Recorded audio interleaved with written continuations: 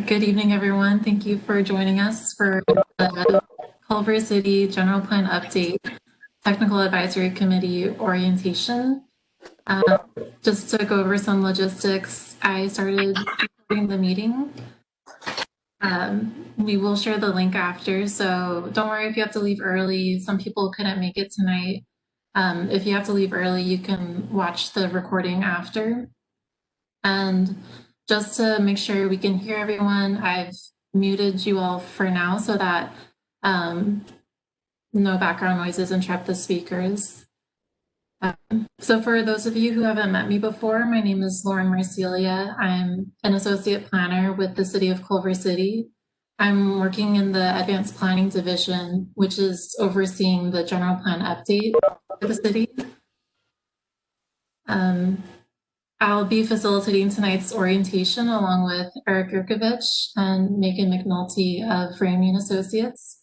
They're part of our consultant team who's helping us with the general plan update. Let me just make sure. Okay, so it looks like Eric can start sharing his screen with the presentation. And I'll go over the agenda for tonight's meeting.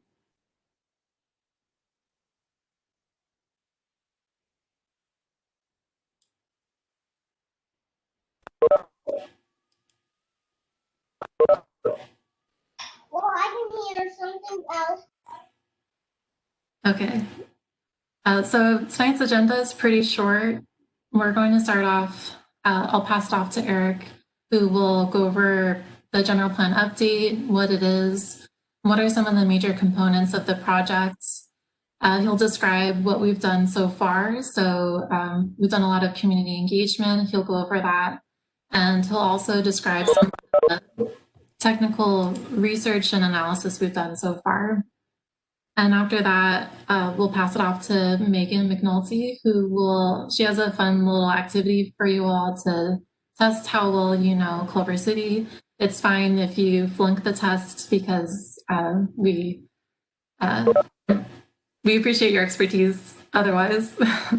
And then I'll go over what technical advisory committees are, what is the purpose of TACs, what will be your roles and responsibilities as TAC members, and how the TACs will be organized.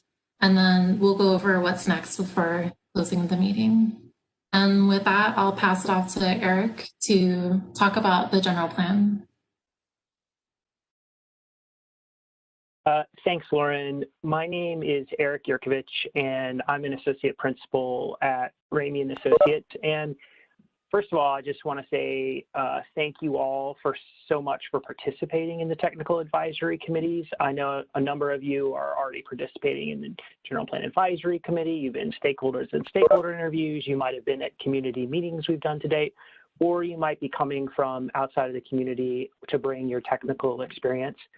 I think it's just really a unique and interesting and exciting opportunity to meld into the general plan update process, and one that's a bit unusual in general plan update. So again, it's really exciting, and we thank you all for participating tonight.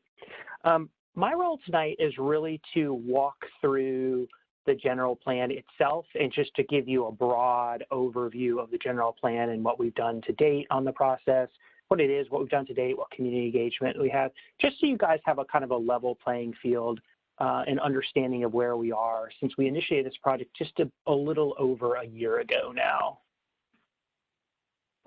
So first, the general plan is really a long-range policy tool for the city. Every city and county in the state of California is required to maintain and regularly update the general plan itself. And the plan itself sets forth a 25-year vision for the future of the community, really building on those key strengths and assets which are already established within the community, and really addressing both current and future challenges and emerging opportunities within our planning professions and fields. The general plan guides both future policy and plan development, as well as future development proposals within Culver City. The general plan itself is required to address 8 mandatory elements. These include land use, circulation, housing, conservation, open space, noise, safety, and environmental justice. But the state provides communities with flexibility about how and whether to address other topics within the general plan, and even how to organize all of that content within the general plan itself. So while it gives you a few requirements and some guidelines that are up here that you can see on your right-hand side, it allows us a lot of flexibility in how we tackle new and emerging topics within general plans. This graphic illustrates the current general plan chapters that are within their adoption dates in the Culver City General Plan. So the adoption dates range from the housing element, which was last updated in 2014, to the recreation element, which was adopted in 1968. This general plan update that we're working on right now is a comprehensive update to the general plan. And so all of the chapters of the general plan will be revised to reflect both those new and emerging ideas, those community priorities, or other strengths and assets that have emerged over the last several decades. So the general plan will also, as I mentioned, kind of take on these new and emerging themes and challenges. So while some of these topics like climate change and environmental justice are now required by the state of California for general plans to address, other ones such as new mobility, smart cities, art and culture, and reimagining public safety are kind of unique topics that are have been raised in the conversations we've had with the community, and so will be lifted up into that general plan process. As you can see, there's a lot of overlap between these topics, which are new to the Culver City General Plan, and the technical advisory committees that Lauren is going to detail in a little bit later on this evening. A corner of the general plan process is really kind of the community engagement. We've been working extensively with residents, community-based organizations, businesses, and others in a variety of different activities that really attempt to both achieve geographic and demographic representation of the community, but also to really build ownership over the plan. What we find in the planning work that we do, the more broad-based engagement that you can get, the more people you can get involved both in identifying the issues, but also the solutions within the general plan, the more likely there is to be ownership of that plan and the more successful the long-term implementations of those plans tend to be. Now, clearly the COVID-19 pandemic upended sort of a more traditional approach to community engagement. So, but over the last several months, we've really pivoted to more kind of online engagement activities. And while this has allowed us to kind of maintain that momentum, but it's also allowed us to test new tools and activities to some success. This slide catalogs some of those engagement activities that we've done to date on the general plan process. There are things that were kind of in person, the pre-COVID-19 pandemic things. So we had a series of pop-up meetings and a large community visioning festival back in February, a number of 15 speaker series events that were in person. But we've also started, as I mentioned, kind of building up that virtual and online engagement over the last few months to reignite the project and to really get people engaged again in the general plan update. And that includes launching 7 topic-specific videos and micro-surveys, doing an online issues and opportunities survey, and even a public safety survey with over 2,500 respondents. There's a number of ongoing general plan engagement activities that are happening right now as we speak. So we have drafted a vision, core values, and guiding principles survey that is up on the project website at pictureculvercity.com. For community conversation. And you can go there to kind of learn about that vision and understand what some of those key guiding principles are that were identified in those community conversations. We've also just launched a volunteer communications network. This is in order to kind of help us get the word out about the general plan process, to engage with traditionally marginalized communities, and to really kind of work the engagement through a different set of avenues. And we've heard a lot of really great feedback from the community so far. We asked early on during our initial listening sessions about what people thought were unique and special about Culver City, about things like Bionda Creek, its culture of innovation, being a small city that tackles big challenges, that small town feel, its arts and culture. All these things kind of bubbled up as part of that conversation with the community and stakeholders in this part of the process. We also asked folks like where they would want to be in the future. What do they want to see in Culver City in the future? Things like more affordable housing, carbon neutrality, great schools, all of these things kind of bubbled up and percolated throughout that conversation. And all of this information about what we heard from the community is all available, publicly available for you to read on the Picture Culver City website. And as I mentioned, we're continuing to do this engagement process. And these are just a few of those engagement activities that will be happening over the next couple of months. We're in the process of working to develop a story bank so that we can kind of catalog people's stories about Culver City. We're going to launch these technical advisory committees, which we will be launching in earnest in December, where we have our first technical advisory committee meeting for each group. And then we have this general plan advisory committee that we'll keep meeting with almost on a monthly basis. In addition to that community engagement work that our team and the city has been doing, we have a number of background studies and reports which I think will be valuable to the technical advisory committees. So this is a series of those background studies that our team produced in cooperation with the city over the last year. These technical studies really help to establish some of the baseline conditions within the community, help to identify some of those key issues and opportunities within the Culver City, and then really start to highlight some of those areas for exploration within the general plan process. So these are background resources that will be available to you during the process. In addition to the work of our team, Professor Pablo Markkinen's students at UCLA led a comprehensive project over the last year focused on Culver City. And his students really focused on these 6 topics. So community engagement, affordable housing, traffic and transportation and complete streets, the Inglewood oil field, and the urban design report. And so those provide a lot of really interesting background materials, but also some recommendations to be considered as part of the general plan update process. And next, there's been the city manager's office has been doing a 90-day public safety review process. And for those who are involved in the public safety TAC, there are a number of great resources that have been developed for that process, which we'll be providing to you as part of the TAC process. And finally, there are a number of existing and recently completed plans that provide valuable context and recommendations that have been done already within Culver City.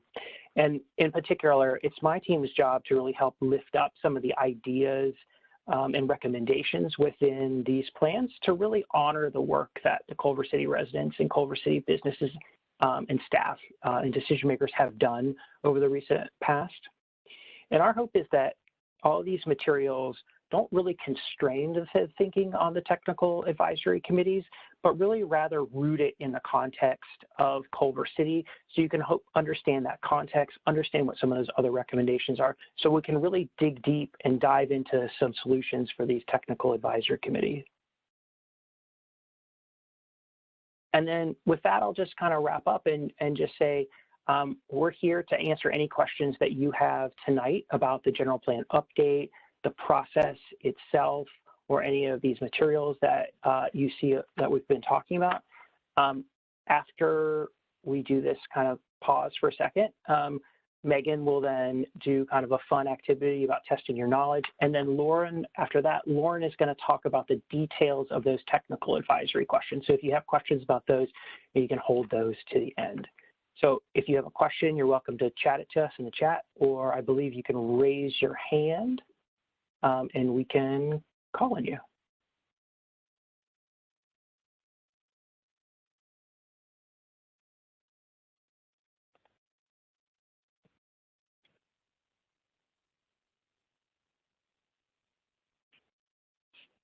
I see Nathan has his hand up. All right. Go ahead. Can you hear me? Do you recommend that we attend some of the monthly plan committee meetings? Nathan, that's a good question. We can tell you in advance what the topics of those General Plan Advisory Committee meetings are. And if it's related to your Technical Advisory Committee, I would wholeheartedly recommend that you attend if you're available.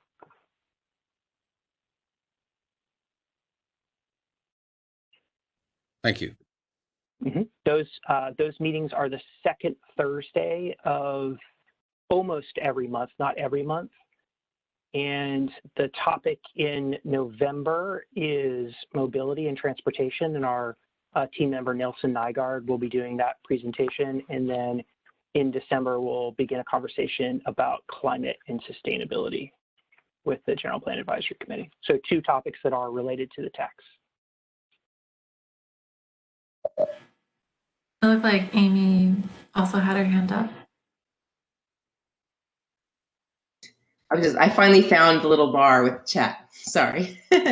I would just, I'm really eager. Is there a shared folder where we can access all of the reports that you had mentioned so we can begin to read them and inform ourselves? Yes. Well, there's no shared folder yet, but that can be created.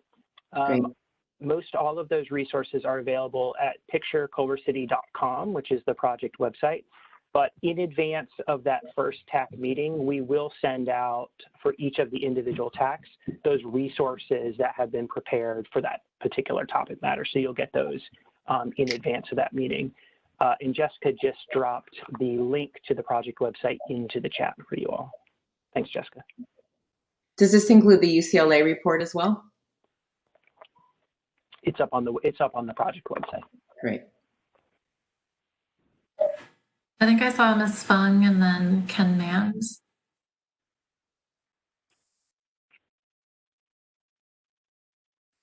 I think you're muted.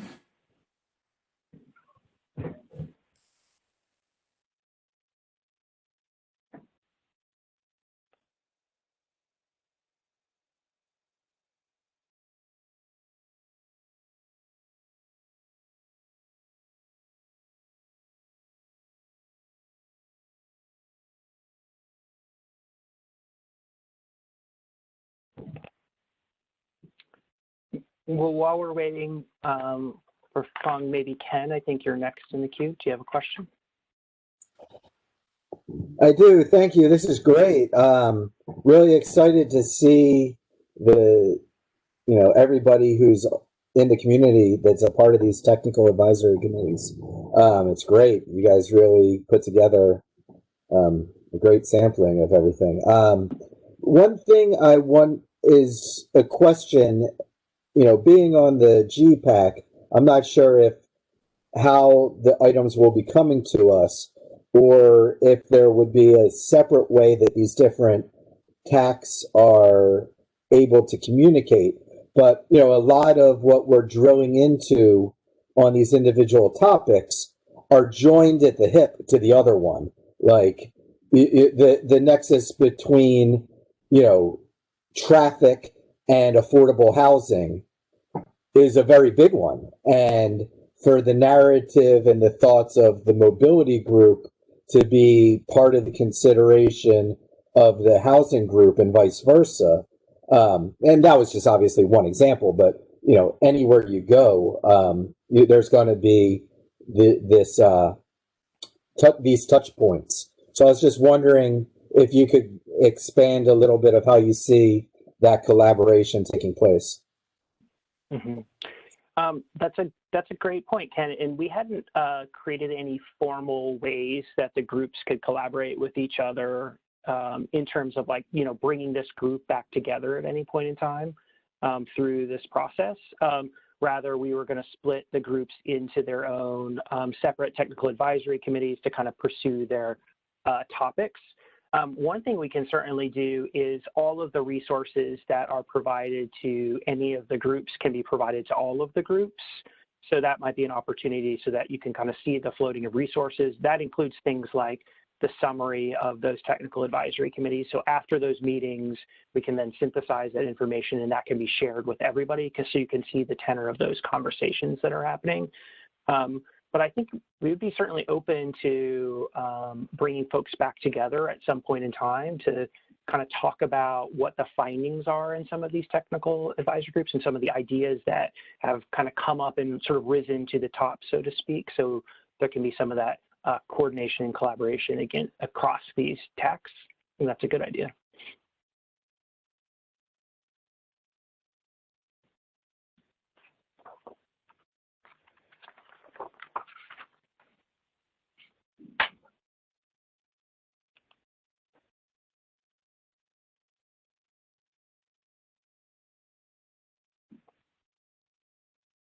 All right, I see.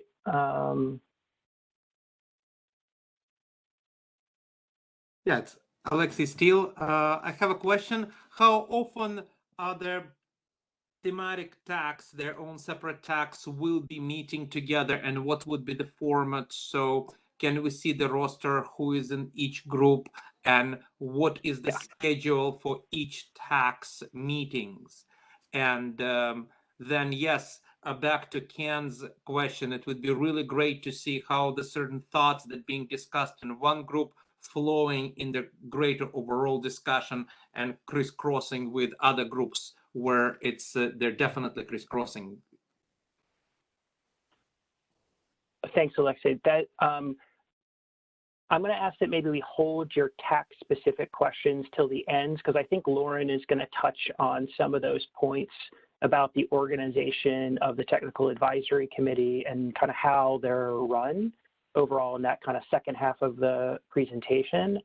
But I will say I don't think there's any problem with sharing the rosters with everybody, and we can send that out as part of the packet that goes out to everyone in advance of the first technical advisory committee meeting.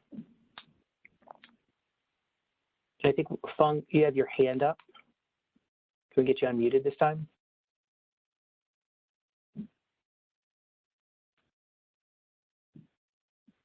No, we still can't hear you. There's still the call-in option. So in the WebEx invitation, there's also a phone number you can call, and sometimes people have better luck with the audio participation when they call in. Yeah, and I believe Fung's question is in the chat, which is, are the meetings open to all TAC committees?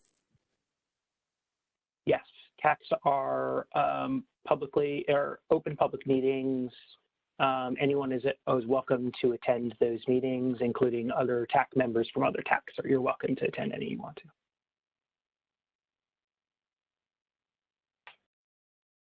And then Amy asked a question in the chat about the community engagement and whether they were offered in Spanish. I know for our online engagement, we've been working to translate all of the materials into Spanish for the Spanish-speaking population within the community, including the surveys. And when we, back in the pre-COVID days, when we did things in person, if you guys can remember that far back, it seems so long ago at this point, we had simultaneous translation at our community visioning festival back in the spring. So we are trying to make sure that our materials and our meetings are accessible to the Spanish-speaking community. That'd be great, because I noticed when I was just walking just to prepare for the vote that a lot of my neighbors, that's actually the primary language. I mean, in our house, a few different languages, but I thought I heard it everywhere that it was a primary language, and I thought that would be really important.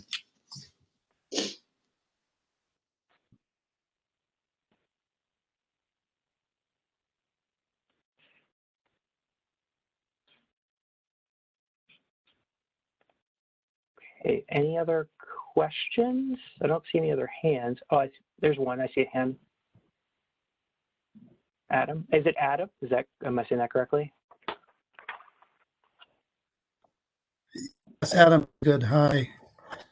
A couple of quick questions. One is about timeline for this activity for the general plan update to conclude, and there are milestones along the way. And the other one, and I think this question that other people alluded to, is there like a process flow about how the planning process goes and the different committees and how they link to each other and how the information flows from coming from the work is done in the general plan now to the committees back to to the general plan team or core team and so on. Great, good question. So let's take the second part, and I'm going to just push it to the end. And if we don't address it adequately in the next part of the presentation, you can bring it back up again. We are in the process right now. The general plans are typically something like a 24 to 36 month process overall. So from the kind of initiation of a project until the conclusion and kind of adoption of a general plan and certification of an environmental impact report. That's kind of the time series. We're about a year into the process, as I mentioned earlier, and we've been doing a lot of work around community visioning. So what some of those key issues are in the community, opportunities, where people want to see themselves in the future, what Culver City looks like in the future. And so we've kind of gone through that process and kind of coalesced into this vision and set of guiding principles. We've been working over the last several months with the General Plan Advisory Committee on discussing different types of land use strategies within the community. So what are the types of housing growth we might want to see within the community? Where does that go? What does that sort of look like? So that process has been going on with the General Plan Advisory Committee, and we're planning a series of community workshops later on this year and into early 2021. And at the same time as we start to roll through that process, we'll have more robust policy discussions with the community. So we'll take the work that's being done at the General Plan Advisory Committee with the Technical Advisory Committee, kind of marry it up with the work that our team is doing, and as well as the input that we've gotten from the community, and kind of create these policy frameworks for each of those different general plan elements. And then we'll go through a community process around that policy in kind of the spring to summer of next year. We'll pull all that information then together into that general plan, which I would expect to be probably out in for review either at the very end of next year or the beginning of 2022, just as a kind of a time horizon and scale. And so the TAC work will be pretty focused on starting at the end of this year will be our first meeting, and then into the first few months of 2021 in general. The public safety TAC, which is a little bit has a kind of a broader time scale, will last a little bit longer. Thank you.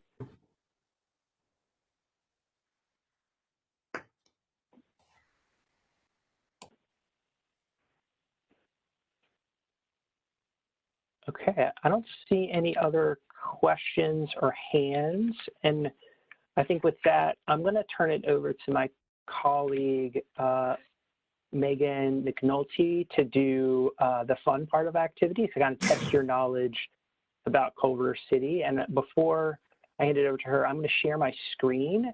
And we're actually going to want you to go to a website called menti.com. And I'm going to put the information up on the screen for you.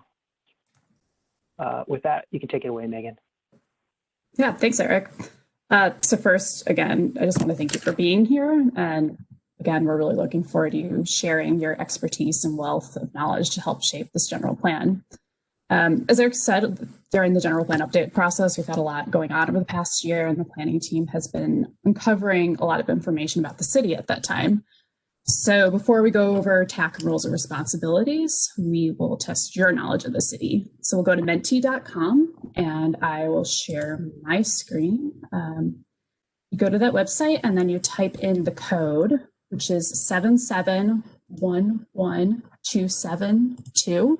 I am going to pull it up right in front of me. And some of these questions are related to the existing conditions work that has been happening in the background over the past year. And some of these questions are general knowledge about the city, and some of these questions are related to topic-specific issues that TACs will dive into. So right now, if you could see my screen, most people are saying 1917. 17 of you were locked in. Oh, one person, 1925. I'll also add that during COVID, as Eric said, we've had to shift to online engagement. So the Menti tool is an example of a type of tool that we've been using to engage with folks in the digital format. Right, so I will press enter and show you the correct response, which is 1917. Next, what is the total population of Culver City as of 2019? 40,000.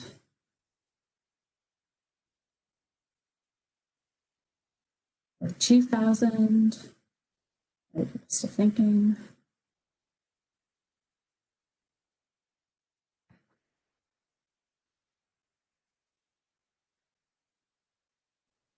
All right, we seem to have stabilized at 42,000. So let's see what it is.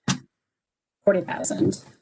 And again, this information can be found in the market conditions report on the project website, pictureculvercity.com, and it's also in the land use and community design report. How many housing units have been constructed in Culver City since 2010?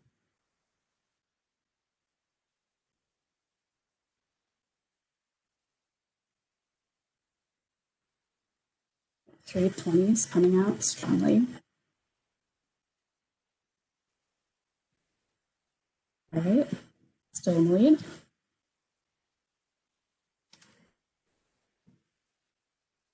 And all right, let's see what it is, since 320 seems to be strongly in the lead. 17, okay. 320. What proportion of Culver City residents walk, bike, or take transit to work? So this information is covered in the transportation existing conditions report, and TAC will be covering this information head on. 9%, 15%, 18%, or 24%.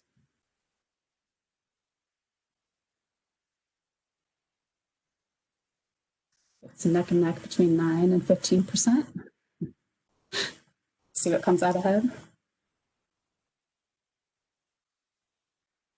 Oh,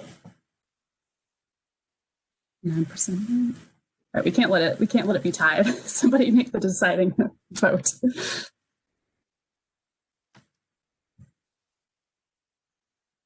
No, okay. 9%. Oh, somebody came in a little late there at the end. Okay, what is the largest employer in Culver City? This is also in the market conditions report. Oh, and also for information about some of these topics, we've recorded existing conditions videos. There's one covering market conditions. There's one covering housing, environmental conditions, parks, public facilities. So those also provide good background information heading into the TAC meetings. All right, Sony Pictures, correct. How many city-owned parks are in Culver City? In Culver City are 10 acres or larger. Keyword here is city-owned.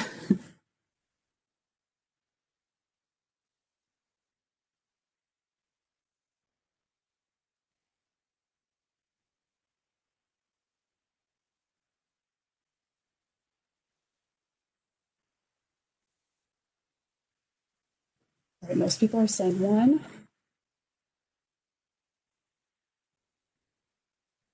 All right, let's see what it is. It's 3, and they are Culver City Park, Veterans Park, and Hills Park. Count because it is not owned by the city of Culver City. What is the largest contributor to greenhouse gas emissions in Culver City?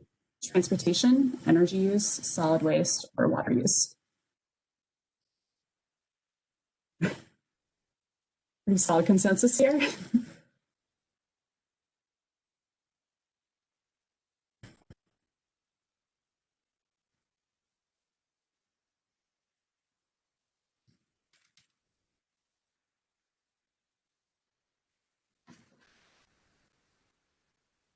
All right.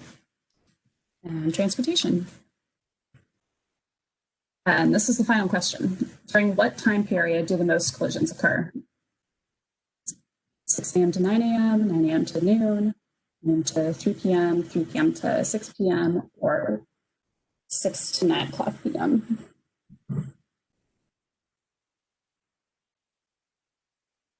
Mm-hmm.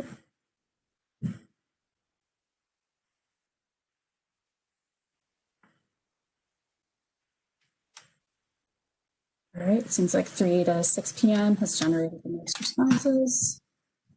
And that's correct. So thank you, everybody. That was a quick, fun diversion before I turn it back to Eric to go over TAC roles and responsibilities. So we'll stop sharing and then Eric can hop back in.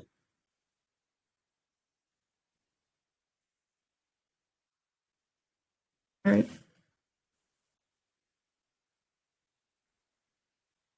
Eric, can you access the share button? Okay, good.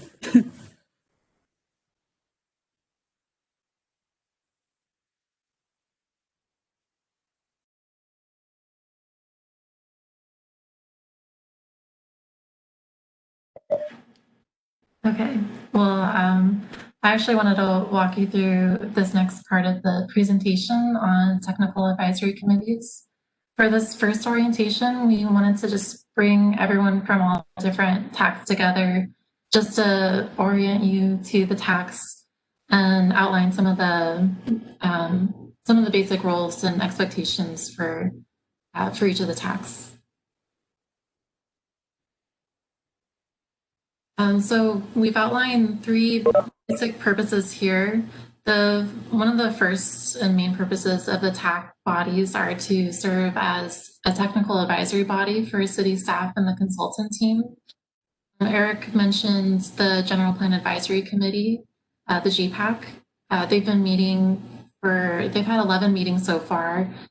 So the GPAC will serve as one advisory body to the GPU, and TAC serve as another advisory body. So the GPACs, they cover more broad topics, and in the meetings, it's a little difficult to hone in on some of these topics. So we've convened these technical advisory committees to focus on different areas of expertise to just have a very thorough understanding of what the community wants to see for the general plan as we develop that.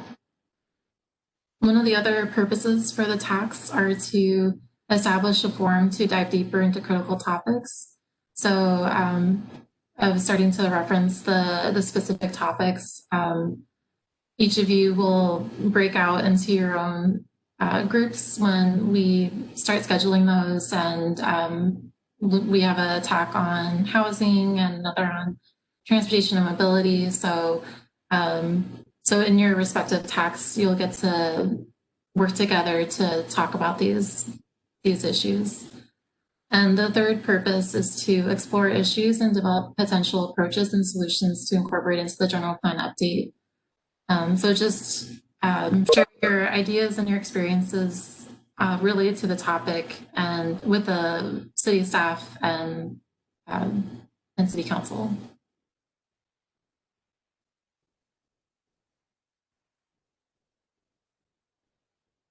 As TAC members, we do have some roles and responsibilities that we expect of you.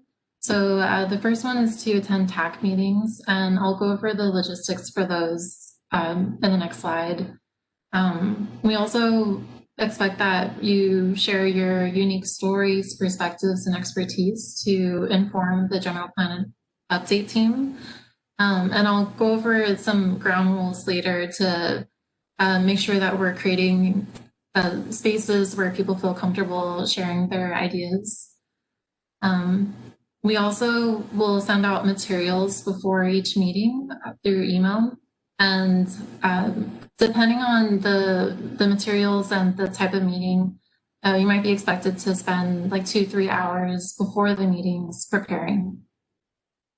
Another role for TAC members is to provide guidance to city staff and the consultant team on the technical aspects of the topics and critical issues and challenges and opportunities and potential solutions to address those existing challenges and evolving trends. So we're so grateful that you were all able to take the time to share your expertise and your experience so that we can just have a greater understanding of what Culver City expects. And I do see a question from Hope Parish about how you'll learn about who's in your specific groups. And we don't have that information during this meeting, but we will share that with you before you all convene. And so we can schedule what times work best for you. And lastly, we expect that you should dedicate about 4 to 5 hours to each meeting. So reviewing the materials could take anywhere between 2 to 3 hours, and then the meetings themselves should last about 2 hours.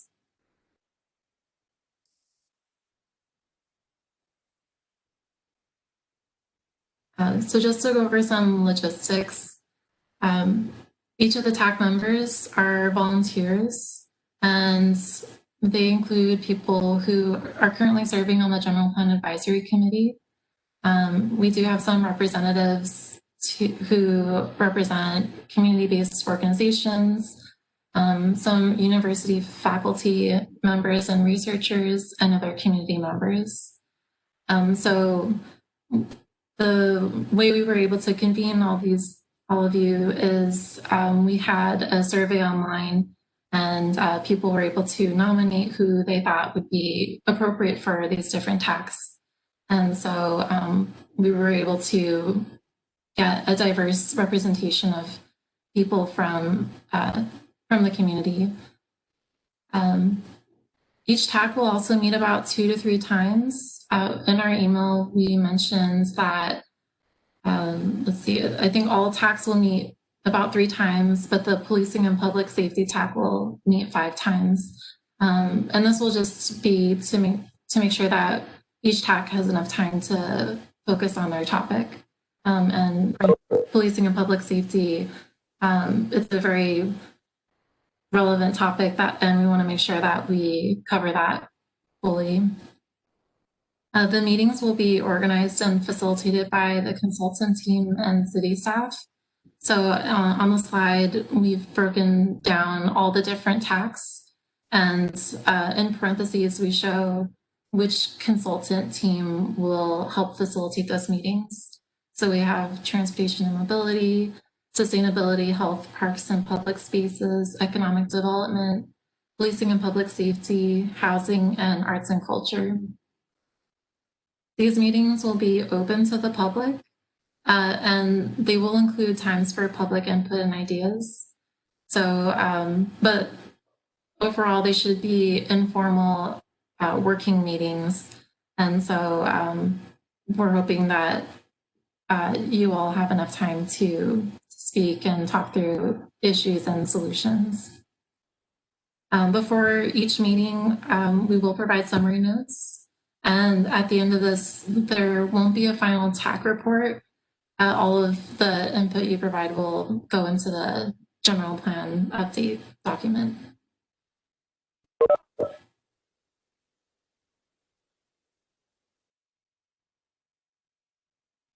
And we wanted to lay out some ground rules.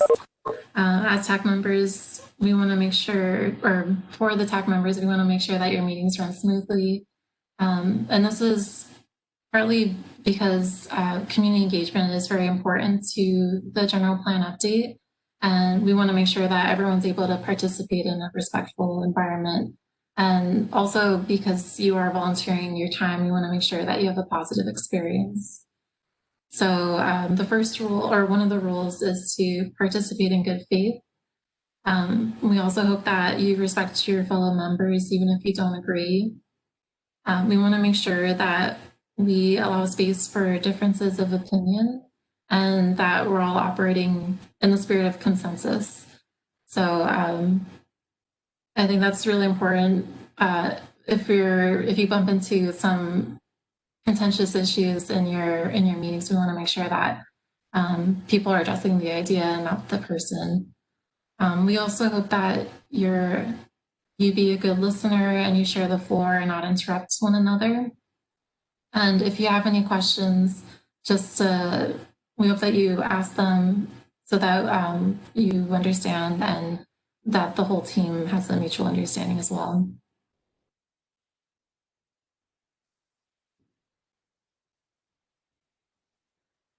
And with that, I will open it up to questions. We want to make sure that you think that you understand your purpose and your role in the TAC.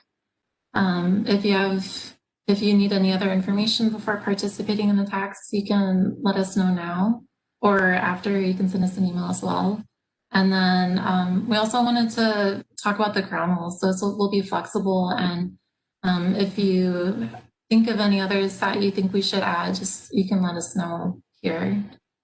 So I think Eric will stop sharing the presentation so we can see you all and if you have any questions. One thing I'll just say now, because we heard it a few times in that first section, that there's a desire to get all of those materials in one place and or distributed to everybody. That's something we can do. It's an action item for us. Everyone wants to see the list of who is participating in which of the technical advisory committees. That's something that we can share with you guys in advance as well. And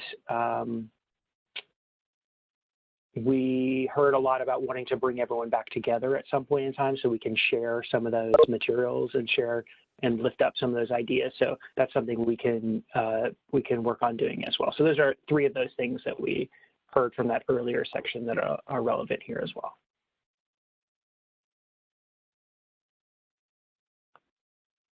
If we might be useful on different TACs, could we voice a preference of the TAC that we would like to serve on?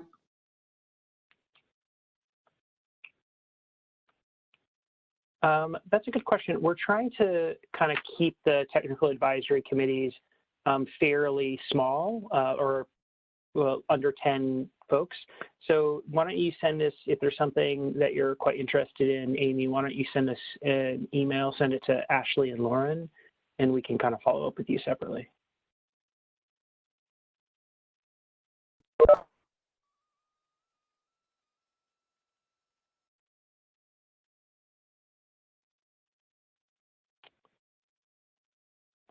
I do see a couple questions in the chat. The first one is, how will the agenda be for each meeting?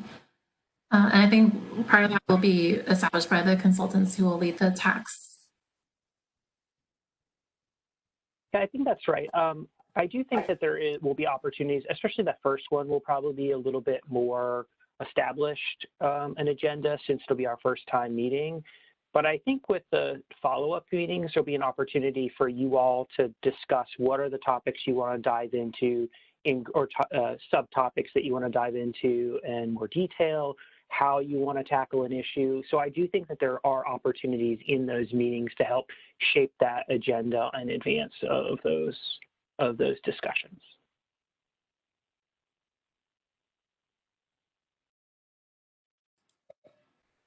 Another question that came in is, I'm interested in hearing if there's space in the process for members to bring material for their TAC to read. Absolutely. And I know with the General Plan Advisory Committee, we set up a special SharePoint where General Plan Advisory Committee members could share materials with other TAC members. That's probably something we can do in this case too. So we can use a SharePoint to do that. It's a good idea.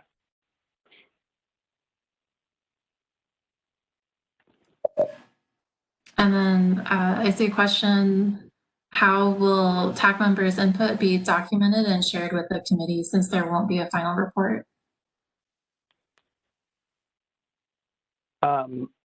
Well, as Lauren mentioned earlier, we will do summary notes from all of those conversations. So we're going to kind of keep this running record of each of the technical advisory committee meetings. as you can see from Lauren's presentation as well, some of the team members from the general plan consulting team will be helping to lead those discussions. So they're going to be the ones who are starting to help develop those different elements of the general plan. So that feedback will be going directly to those folks as well as city staff during that process to integrate into the general plan update. And then I think some of those questions, as we get into some of those deeper dives into policies, there'll be opportunities then to take some of these concepts, these policy ideas, and engage the community in a conversation about what they think is most appropriate, how they might implement something like this, and what some of those pathways forward might be in the future.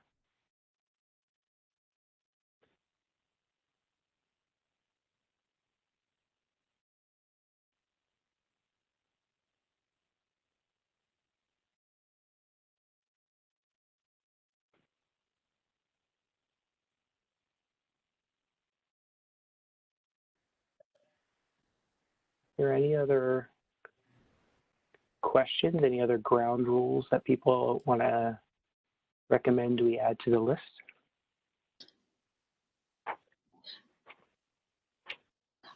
I guess my question is more specific, and I'll follow up with the details, but I see a lot of convergence between the public culture, public space, and also the arts and planning, and it's a different unit that's looking at both of these in a different process. So I sent you an email and we can follow up about that, but that convergence is something that's more interesting to me than seeing them, than working on something that would be completely separate. Great, thanks, Hanny. I didn't have Lauren's email, so I just sent it to Ashley. Great. We got another question about how can we make sure the TACs reflect the Culver City general population?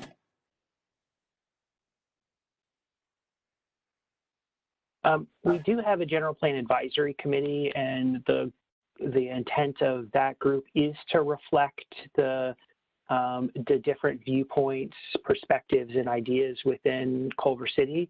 We're also doing a series of community engagement to kind of lift up those voices that we hear from the community as well.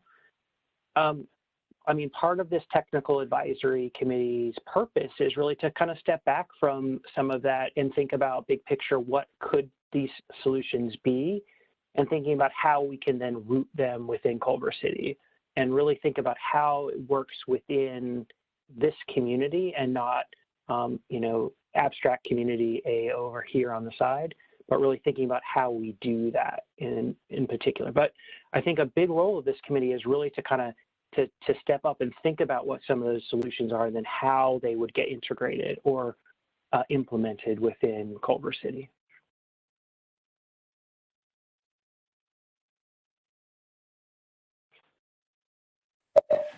Another question that came in is, will each TAC committee have an appointed person for contacts?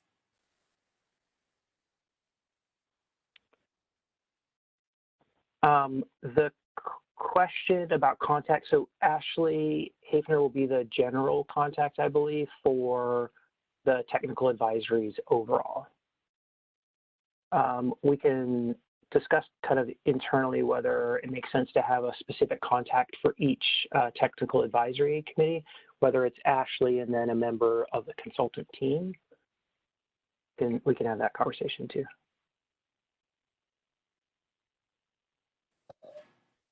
And then to George's question about should discussion lead to recommendations, I know that that's something that we are looking for from each TAC is for them to advise city staff and the consultants, and so that can inform the general plan.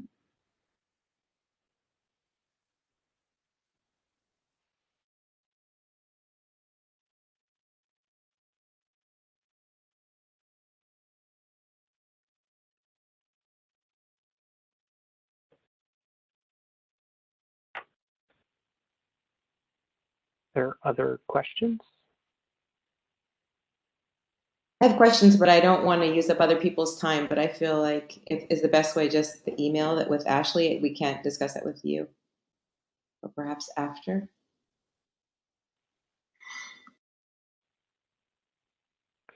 I think if it's a specific question about which technical advisory committee you're on, I think probably the best way to do that is through Ashley after this meeting. So just to summarize, a lot of the trends now, because so much of the arts and cultural sector has been shuttered because of the pandemic, a lot of the programming is now going into open spaces and public spaces and parks. And so that shift that you guys have structured in the structure might actually be problematic. I mean, maybe in many, if you're looking at a horizon of 50 years, obviously it's different, but it is part of certainly what's being discussed in arts and culture now. So I just see the intersection. So it's not only a personal, also somewhat structural thing. It's a really good point, and we've been talking about it in concert with other things like mobility. There's a Culver City tactical bus lanes project that's happening, and thinking about how you can infuse to bring the arts and artists to that corridor, which is kind of being refined and redefined as a transit first location. So there's a lot of these overlaps with these different groups. I think that is where I think you're kind of getting at it. It's like some of the really interesting stuff is happening at that intersection and not in these specific silos, so to speak.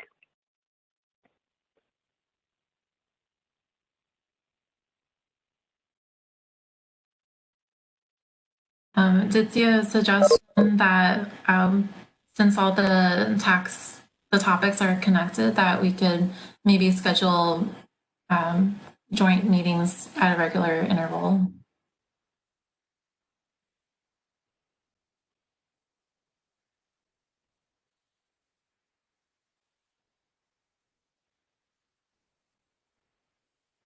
I like that idea. I like having some way for us all to come back together for that intersection.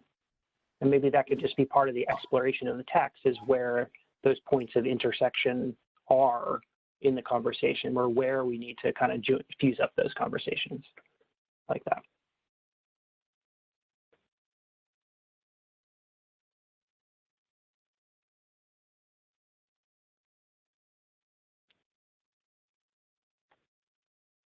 Okay.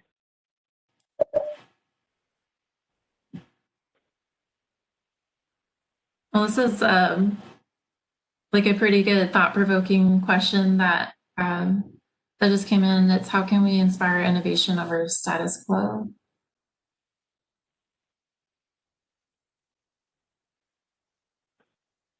I mean, I'd actually like to kind of turn that question around and ask you all that answer to that question. I mean, I think that's a big question that we're going to try and tackle with these advisory committees. How do we move the needle and do things that are new and interesting, innovative?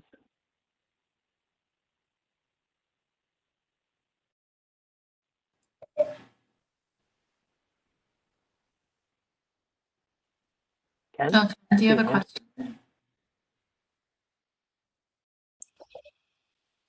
Hi, kind of along those lines, there's about 2 or 3 meetings for these committees.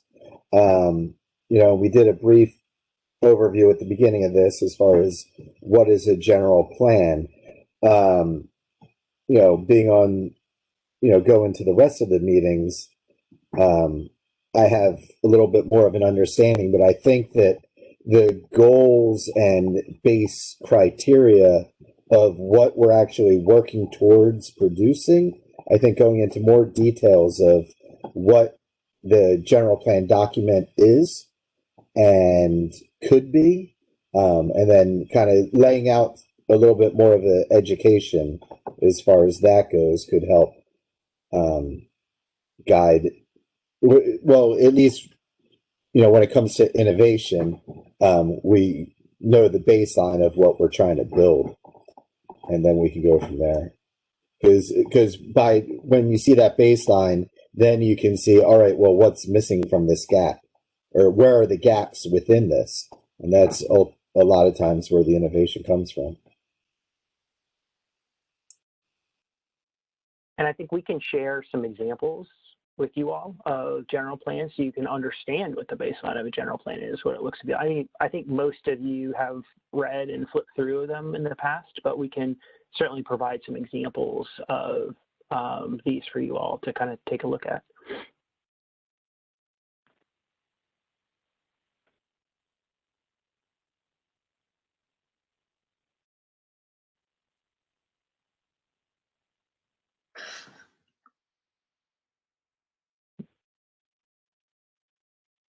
Lauren, do you want to wrap us up for the evening? Yeah, I do see a question that just came in about the mission statement for the general plan update. And Eric mentioned there's that draft visions statement with the core values and principles. We have that posted on the Picture Culver City website. And it's an interactive document where we are asking for people's feedback.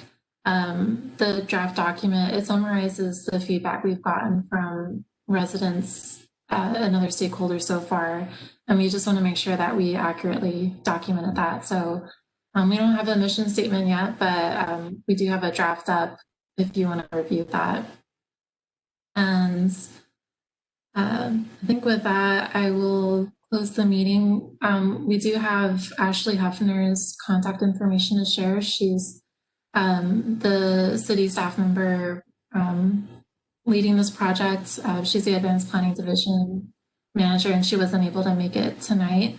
But we have her email that Eric will share, and her phone number as well if you have any questions. And I'm sorry, I skipped over the previous slide, which is what's next. So I know we've had questions about scheduling.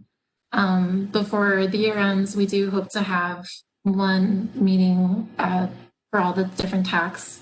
So we'll coordinate with all the different TACs and find out what timing works for you and schedule something then. And then after that, we'll schedule the future meetings for 2021. And again, we have our project website here. So if you want to review any of the background materials, you can view those there. And then before each meeting, we will also share some more background information for you. And thank you all for staying until 7 p.m. We are very excited about you being on board and sharing your ideas, and look forward to our next meetings. Thank you. Thank you very much. Thank you so much. Very well organized. Thank you so much. Thank you. Thank you. Much look forward to it.